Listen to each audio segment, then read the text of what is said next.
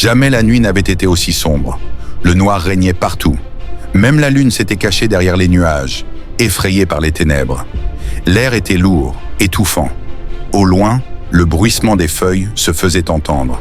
Les arbres se dressaient, comme s'ils craignaient l'inconnu. Une personne passa en courant, haletante, comme poursuivie. Quelques secondes plus tard, 2 autres la suivirent. Puis le silence retomba dans la nuit. Le son des tambours indigènes emplit l'air. À chaque battement, les arbres frémissaient, comme s'ils dansaient au rythme des percussions, sans qu'aucun vent ne les fasse bouger. Soudain, le tambour s'arrêta, suivi d'un cri de douleur, une voix féminine. Le cri s'éteignit aussitôt, et le bruissement des feuilles reprit.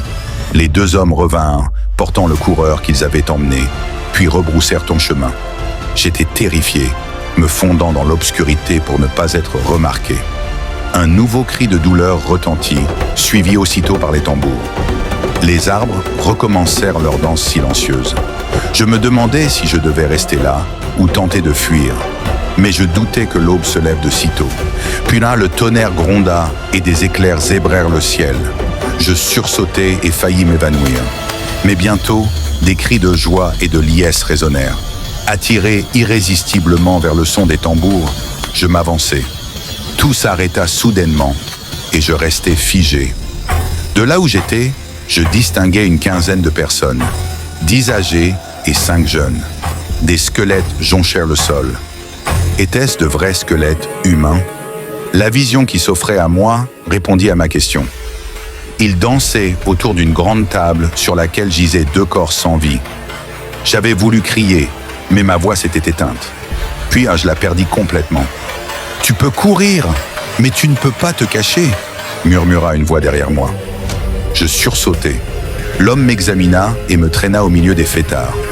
La fête s'arrêta aussitôt. Tous les regards se tournèrent vers moi et chacun s'approcha lentement, excité à l'idée d'avoir de la chair fraîche. J'essayais de reculer, mais mon ravisseur me retenait. J'essayais de crier encore, mais aucun son ne sortit de ma bouche. Ils éclatèrent de rire en me voyant lutter.